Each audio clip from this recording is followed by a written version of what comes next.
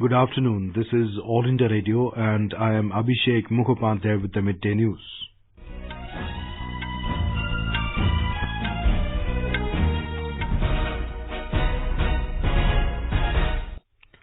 The headlines. Home Minister Amit Shah asserts removal of special status to Jammu and Kashmir will end terrorism and lead to progress of the region. Situation in J&K continues to show significant improvement with further relaxation given in public movement. Flood situation improves in western Maharashtra following drop in water levels. Rescue operations intensified in Kerala. Railways to transport relief material free of cost for flood-affected states. Indian shuttler Saurabh Verma to play final of the men's singles in Hyderabad Open. Ashwini Ponnappa and N. Sikki Reddy eyes women's doubles title. And in cricket, second ODI between India and West Indies to be played in Port of Spain this evening.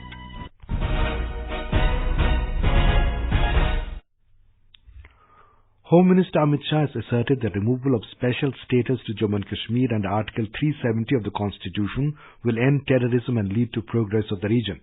He was speaking at the launch of a book on Vice President M. Venkaiah Naidu in Chennai today. Amit Shah said he firmly believed that Article 370 should be removed as it was not beneficial to the country.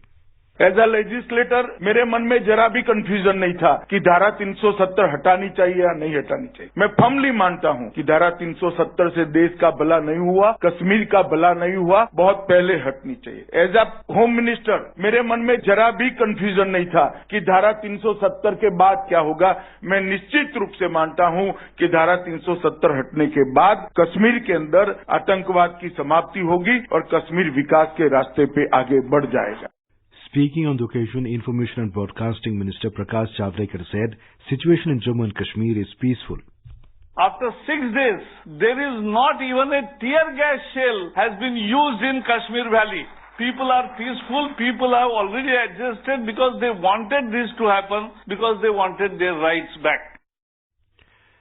The situation in Jammu and Kashmir continues to show significant improvement. With each passing day, normalcy is slowly returning in Kashmir Valley.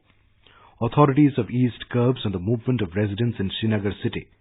According to District Development Commissioner Srinagar, Shahid Chaudhary, restrictions have been eased in most parts of Srinagar. He said more than 250 ATMs have been made functional in Srinagar. With the administration relaxing the restrictions, hundreds of men and women were seen thronging the streets to buy meat and other essential items for Eid. More from a correspondent. Jammu and Kashmir government has said that the situation in the state is peaceful and no untoward incident has been reported in the last 1 week. The state administration has requested people not to believe in fabricated and motivated news regarding incidents of firing in the valley. According to Chief Secretary and Director General of Police, people are coming out of their homes to do shopping for Eid festival. Chief Secretary said a good number of private vehicles, auto rickshaws are plying in various districts of Kashmir Valley with people also coming out to make purchases for Eid. Meanwhile, situation in Jammu region is absolutely normal as restrictions were completely lifted from 5 districts, while in 5 other districts restrictions were relaxed for varying hours with the relaxation period passing off peacefully. R.K. Rana, AR News, Jammu. State DGP Dilbag Singh have requested the people not to believe fabricated and motivated news regarding incidents of firing in the valley. Talking to AIR, DGP Dilbag Singh said no firing incident has taken place in Kashmir in the past 6 days. The situation in J&K is absolutely peaceful. We've had some restrictions in various parts of the state in view of maintenance of peace and tranquility. People have cooperated with us in maintenance of peace. There's been no violent incident reported from anywhere in the state, and everywhere the situation is normal and peaceful. Kargil Deputy Commissioner Bashir ul Haq Chaudhary in a statement said that all arrangements are in place to ensure that the people's requirements for ration, medicines and other essentials are met fully. Kishtwar District Development Commissioner Angrej Singh Rana said the curfew was relaxed in a phased manner in different parts of the town. Home Minister Amit Shah today released a book titled Listening, Learning and Leading, chronicling the 2 years in office for Vice President M. Venkaiah Naidu. The book was released in Chennai at a function organized by Information and Broadcasting Ministry. The Vice President and the Information and Broadcasting Minister Prakash Javadekar were present on the occasion. Mr. Javadekar hailed Mr. Naidu, who is also the Chairman of the Rajya Sabha, for effectively managing proceedings in the upper house of Parliament. He also said that Mr. Naidu is respected by all members of the House, irrespective of the party they belong to. Today is a wonderful book published by Publication Division of Information and Broadcasting Ministry, Listening, Learning, Leading. I am very sure that the title must have been given by Vice President himself, because alliteration and very witty remarks is his strength. Home Minister Amit Shah said the Vice President has always been in union with the nation, feeling its pain and pulse, adding that this is what has made him a successful leader in public life. Our correspondent reports that the book captures the glimpses of the Vice President's 330 public engagements across the country the last 2 years. The book also showcases the Vice President's feat as the Rajya Sabha Chairman in enhancing its effectiveness and promoting its efficiency. This is All India Radio giving you the news. For quick news updates round the clock, follow us on Twitter at AIR News Alerts. In Maharashtra, flood situation is improving. Water level is reducing slowly and rescue operation is in full swing. Over 4 lakh people have been evacuated to safer places from flood-affected parts of the state in the last 5 days. Officials say the situation in western parts of the state is likely to improve as 5 lakh cusack of water was been discharged from Almaty Dam on the Krishna River in Karnataka. A report from a Pune correspondent. Water level of flooded Krishna River in Sangli is reducing now. Flood water is still in Sangli city and its suburbs. Railway track at Miraj Junction is now clear. Pune-Miraj, Solapur-Miraj and Belgavi-Miraj track is open for traffic. Railway track in between Miraj and Kolhapur is damaged because of floods. Authorities have said that it will not be possible to resume traffic on this route for next 15 days. Death toll in recent floods stand 30 as 10 more people are still missing. Nitin Kekar for AIR News, Pune. In Karnataka, Home Minister Amit Shah is visiting flood-affected areas of Belgavi today.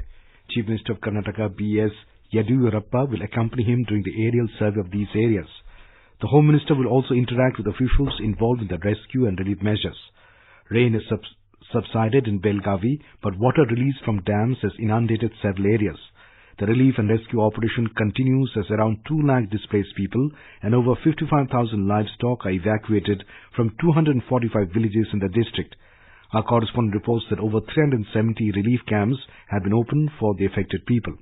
The situation is coming under control in North Karnataka as rain subsides, but release from reservoirs continues, thereby flooding the low-lying areas downstream. As a result, 5 villages in Hospet Taluk and another 5 villages in Kampli Taluk are likely to be submerged. Administration had taken steps to vacate these villages. Almaty and Narayanpur dams on Krishna River also released water today. Kollegala area villages were asked to move to safer locations as there are chances of inundation. The philanthropists and social service-minded people are sending relief material to the relief camps. Sudhindra, AIR News, Bengaluru. In flood-hit Kerala, intensity of rain slightly decreased, giving a boost to search and rescue operation in the disaster-hit regions. Nearly 1,65,000 people are staying in the relief camps. Official sources said over 60 people lost their life in heavy rain and landslides in the state in the last few days. A report. Search operations by Army, Central and State Disaster Forces are on war footing in landslide-hit Kavalapara in Malappuram and Mepadi in Wayanad. 50 people are reportedly missing from Kavalapara after a major landslide 2 days ago. 9 dead bodies were recovered till now. People from danger zones are being shifted to relief camps. Around 2,25,000 people are in over 1,500 relief camps in the state. Chief Minister Pinarayi Vijayan urged people to be alert for coming 2 days. Mayusha for AR News from Thiruvananthapuram. Congress leader Rahul Gandhi will visit relief camps across his Lok Sabha constituency Wayanad in Kerala and review relief measures in the flood-affected areas. In a tweet, he said for the next few days he will be based in the constituency and hold discussions with district and state government officials. Railways will not levy freight charges on relief materials sent to the flood-affected states of Maharashtra, Karnataka and Kerala. The ministry has issued directions to all general managers to permit interstate and intrastate free transport of aid and relief material without any charges. All government organizations and other agencies can book relief material for free of cost to the affected states. The guidelines will remain effective till the 31st of this month. The Delhi High Court has directed a man to plant 50 trees as community service while agreeing to close criminal proceedings against him in a power theft case. The court asked him to report to the Deputy Conservator of Forest DFC West, who shall assign him the duty to plant indigenous trees including in the Central Reach Reserve Forest. The court also asked the man and DCF to file an affidavit of compliance of its order, failing which the registry shall list the case for directions. The officer will have to monitor and ensure upkeep of the plantation. External Affairs Minister S. Jaishankar arrived in Beijing today on a key 3-day visit to hold talks with the Chinese leadership. A host of issues is sought to be discussed, including finalization of arrangements for President Xi Jinping's visit to India later this year for the second informal summit with Prime Minister Narendra Modi.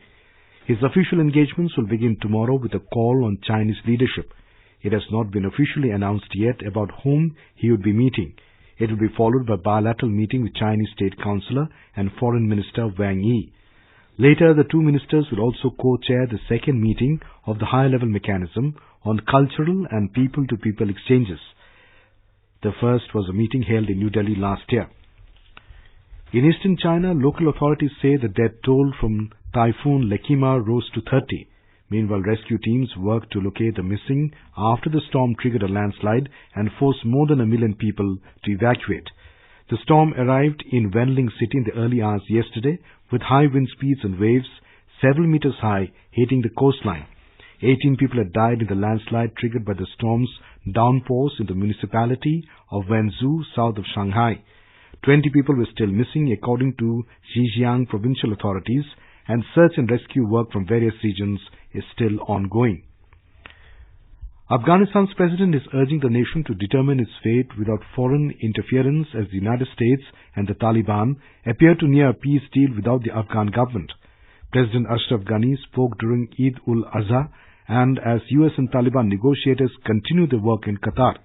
He insisted the next month's presidential election is essential so that Afghanistan's leader will have a powerful mandate to decide the country's future after years of war. Meanwhile, the lead US negotiator has sought a peace deal by 1st of September. It is expected to agree on the withdrawal of some 20,000 US and NATO troops and secure Taliban guarantees that Afghanistan would not be a base for other extremist groups. In Myanmar, troops were deployed to flooded parts of the country to help with the relief efforts after the death toll from the deadly landslide jumped to 51. Heavy rains pounded Mon, Karen and Kachin states, flooding roads and destroying bridges. Friday's disaster in the southeastern Mon state was the worst in recent memory.